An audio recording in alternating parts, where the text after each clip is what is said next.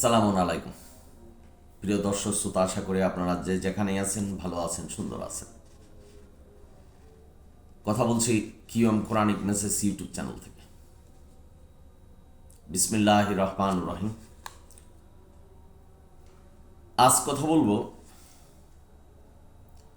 রিজওয়ান মাহমুদ ভাই তার প্রচারণায় মানুষকে এক গর্ত থেকে উঠিয়ে আরেক গর্তে ফেলছেন। এই বিষয়টাই আপনাদের কাছে ক্লিয়ার করছি। আমি খুব সংক্ষেপে বলছি। সে মেরাজের কথা বর্ণনা করতে যে সালামুন আলা মুহাম্মদের মেরাজকে তুচ্ছ ঘটনা হিসাবে বর্ণনা করেছেন। আমি তার বিপক্ষে নই।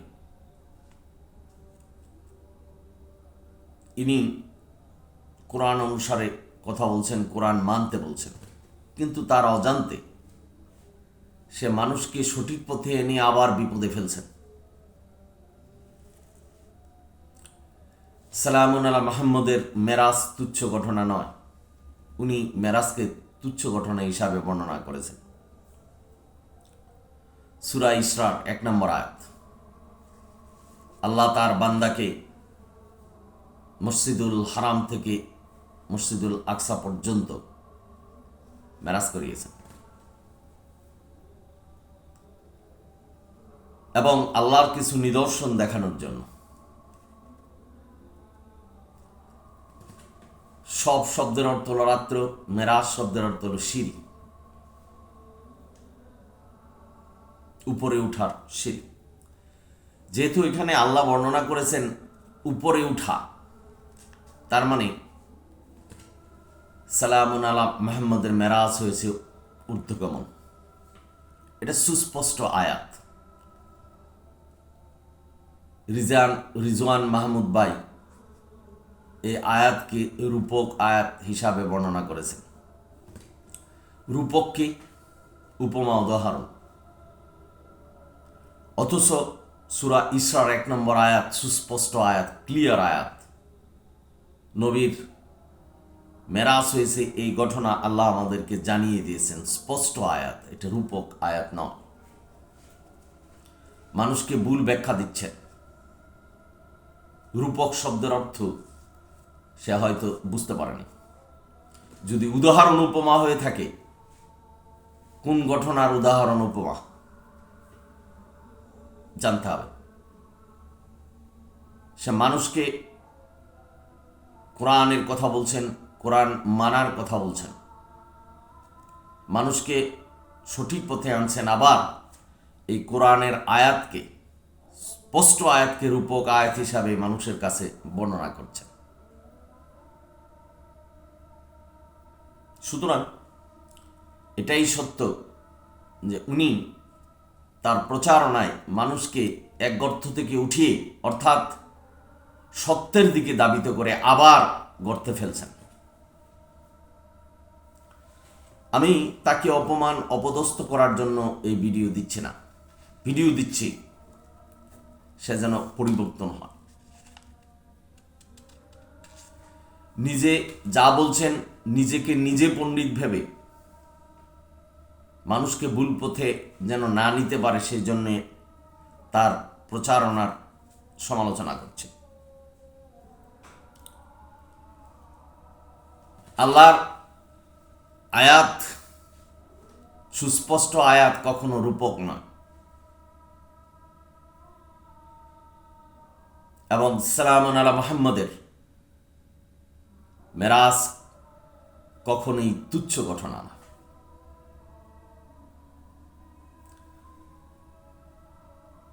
ইনি ওই ভিডিওতে আরো বলেছেন যে কাবাগরে একসময় 360টা মূর্তি ছিল। তখনকার যুগে নাকি 360টা মূর্তি যেহেতু কাবাগরে ছিলেন,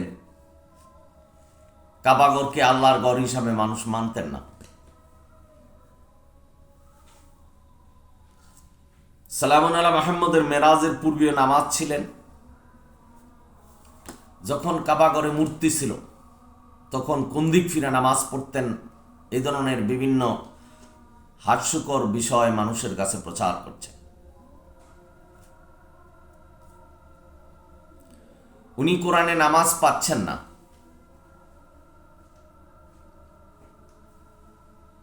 দলিল দিতে হবে যে কোরআনে নামাজ নেই। কোরআন একটা পরিপূর্ণ কিতাব। আল্লাহ সূরা আনামের 38 নম্বর আয়াতে বলছে, আল্লাহ কোরআনে কোনো কিছুকে বাদ দেয়নি। এই আয়াত যদি সত্য হয়, এই আয়াত যদি রিজওয়ান ভাই জানেন যে কোরআনে আল্লাহ কোনো কিছু বাদ দেয় নাই, তাহলে ফিজিক্যাল মুভমেন্ট করে অঙ্গভঙ্গির মাধ্যমে যে সালাত আদায় করা হয় সেটা কোথায়? এবং উনি যদি মনে করে থাকেন যে কোরআনে সালাত নেই, সালাতের বর্ণনা নেই, তাহলে সূরা আনামের 38 নম্বর আয়াত আল্লাহ যে বলছেন আল্লাহ কোনো কিছু বাদ দেয় নাই, এটা কি আল্লাহ মিথ্যা বলেছেন?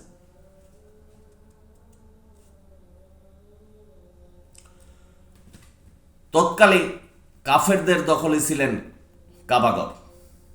360টা কেন 3000 মূর্তিও সেখানে রাখতে পারতেন। তাই বলা মুসলমান কাবাগরকে কাবাগর বলেনি, এ কথা বলা বাহুল্য। আপনি যদি বলেন যে 360টা মূর্তি কাবাগরে ছিলেন, তখনকার যুগের মানুষ কি কাবাগর মনে করতেন, আল্লাহর ঘর মনে করতেন?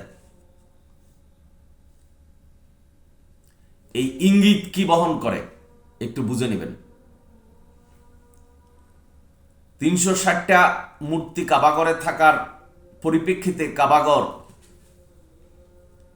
হিন্দুদের উপাসনালয় হয়ে যায়নি। আজও শক্তি বলে মানুষ অপরাধ করছে, আল্লাহ দেখছেন। কাবাগর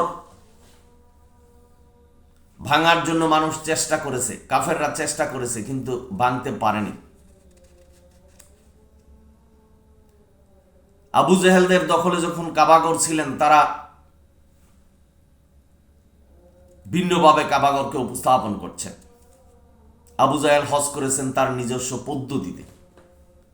তাই বলা কাবাগর মানুষ আল্লাহর ঘর হিসাবে মানতেন না, এই কথাটা তার বলা উচিত না, হয়নি। কাবাগর কাফেরের দখলে ছিল, সুতরাং কাফেরি কার্যক্রম কাবাগরে হয়েছিল। আল্লাহ এই বিচার করবেন। কিন্তু পরবর্তী সময় কাবাগর মুসলমানের দখলে এসেছিলেন, ইতিহাস বলছে। সুতরাং যখন কাবাগরে মূর্তি ছিল তখন কাবাগর ছিল না বা আল্লাহর ঘর ছিল না, সেটা মানুষকে বোঝানো অবশ্যই এক গর্ত থেকে অন্য গর্তে এনে ফেলা। নবীর সেই সত্য ঘটনা মেরাজকে তুচ্ছ ঘটনা হিসাবে বর্ণনা করা নিশ্চয়ই প্রচারণায় ভুল। সূরা ইসরার 1 নম্বর আয়াতকে রূপক আয়াত হিসাবে বর্ণনা করা কোরআনের অপমান করার সামিল, কোরআনের আয়াতের অপমান করার সামিল। এটা সুস্পষ্ট আয়াত। আল্লাহ নবীকে মেরাজ করিয়েছেন, সেটা আল্লাহ আমাদেরকে জানিয়ে দিয়েছেন। কিন্তু ওনাকে সাধুবাদ জানাচ্ছি যে মেরাজ সম্পর্কিত যে ভুল ধারণা আমাদের কাছে মোল্লারা প্রচার করছেন, সেটা উনি বলেছেন, ঘটনা বলেছেন যে এগুলি সব মিথ্যে। 50 ওয়াক্ত নামাজ আনলেন মুসা নবী, বারবার পাঠিয়ে এটাকে 5 ওয়াক্ত করলেন। বিভিন্ন আসমানে বিভিন্ন নবীদের সাথে সাক্ষাৎ হয়েছিল।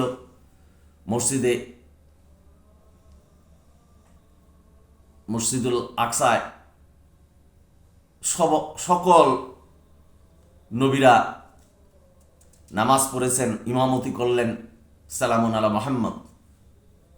বুরাকে চড়ে উনি চলে গেলেন, এইগুলি বর্ণনা করছেন যেগুলি মিথ্যে কথা। আমি তাকে সাধুবাদ জানাই। কিন্তু আজকে আমার বক্তব্য হলো যে মানুষকে ভুল থেকে উঠিয়ে আবার আরেক ভুলে ফেলে দেবেন না। মেরাজ তুচ্ছ ঘটনা নয়, সূরা ইসরার 1 নম্বর আয়াত রূপক আয়াত নয়। এই বিষয়টা নিয়ে তার চিন্তা গবেষণা করতে হবে। আমি আরেকটি কথা না বললেও নয়, যারা তার পক্ষে কথা বলছেন, এবং পার্শ্ববর্তী দেশ কলকাতা থেকে একজন বললেন যে তার পিছনে লাগলেন কেন, সে তো আমাদের চোখ খুলে দিয়েছে। না ভাই, চোখ খোলার মালিক হলো আল্লাহ, হেদায়েতের মালিক আল্লাহ। আমাদের শুধু কোরআনের কথাগুলি আপনাদের কাছে প্রচার করাই আমাদের দায়িত্ব। সালামুন আলা মুহাম্মদকে আল্লাহ বলেছিলেন যে তুমি আমার বাণী মানুষের কাছে প্রচার করো, কে মানলো আর কে মানলো না সেটা তোমার বিষয় নয়, এটা হলো আমার বিষয়, অর্থাৎ আল্লাহর বিষয়। আল্লাহ যাকে হেদায়েত দিবেন সে হেদায়েত প্রাপ্ত হবে, যাকে হেদায়েত দিবেন না সে হেদায়েত প্রাপ্ত হবেন না। সুতরাং যেই কোরআনের প্রচার প্রসার করছেন, কোরআনের আয়াতকে মিথ্যা বলে নয়, রূপক বলে নয়, আল্লাহর নবীর এই মেরাজ তুচ্ছ ঘটনা বলে মানুষকে বিভ্রান্তি করে নয়। আর কাবাগর যখন কাফেরের দখলে ছিল তখন মানুষ কাবাগরকে আল্লাহর ঘর বলতো না, এভাবে বলতে নেই। তাহলে মানুষ অন্যভাবে বুঝবে যে ওটার ভিতরে মূর্তি ছিল, এটা হয়তো হিন্দুদের কোনো কিছু।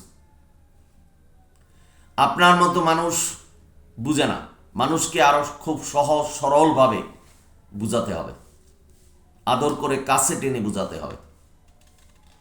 আপনি কোরআনের কথাগুলি কোরআন দ্বারা প্রমাণ করে মানুষের কাছে প্রচার করুন, তাকে জোর করে গিলাতে হবে এই ধরনের নির্দেশনা আল্লাহ দেন।